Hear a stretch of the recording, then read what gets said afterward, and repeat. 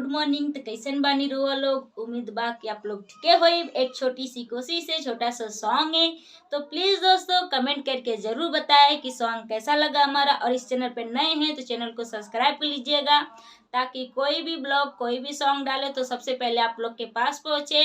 और प्यारा प्यारा कमेंट में अपनी राय जरूर बताइएगा। तो सॉन्ग है हमारा आज का न्यू सॉन्ग, तो आप लोग इस सॉन्ग पे कमेंट करके जरूर बताएं कि सॉन्ग कैसा लगा। देही से देही के सटेदा, आज दुर्घटना घटेदा।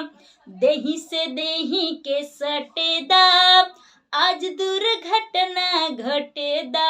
हो अपने माजा हमरा के देला साजा जी, अपने माजा लेला हमरा के जॉनी साजा जी। दर्द दिले बड़ा निर्दया, दवैया मेडिकल से लिया दा। आज होई नहीं लोभ की लड़ैया, दवैया मेडिकल से लिया दा। देही से देही के सटेदा, आज दुर्घटना घटेदा। देही से देही के सटेदा, आज दुर्घटना घटेदा। अपने माजा लेला हमरा के जॉनी साजा दा।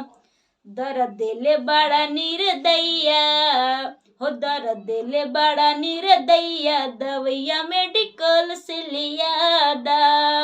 आज होई नहीं लोभ की लड़ैया, दवैया मेडिकल से लिया दा। लेवे पे जान रउआ तुलल रहीले, लेवे पे जान रउआ तुलल रहीले। हर घर कोरवे में झूलल रहीले, लेवे पे जान रउआ तुलल रहीले। हर घर कोरवे में झूलल रहीले।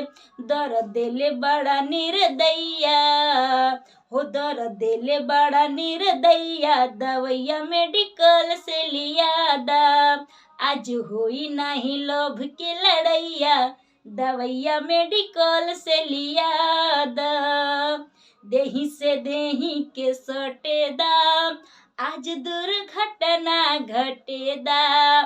देही से देही के सटेदा, आज दुर्घटना घटेदा।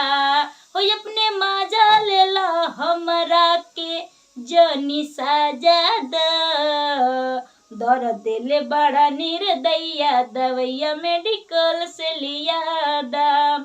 आज होई नहीं लोभ की लड़ैया, दवैया मेडिकल से लिया दा। तो प्लीज़ दोस्तों आज का सॉन्ग हमारा कैसा लगा कमेंट करके ज़रूर बताएं। और इस चैनल पे नए हैं तो चैनल को सब्सक्राइब कर लीजिए, बेल आइकन दबाना ना भूलिए।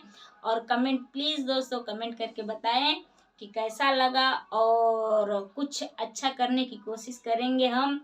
तो आप लोग जब तक कमेंट नहीं करेंगे तो हम कुछ भी अच्छा नहीं कर पाएंगे। तो कमेंट करके अपनी राय ज़रूर बताएं। नमस्ते, प्रणाम, हर हर महादेव।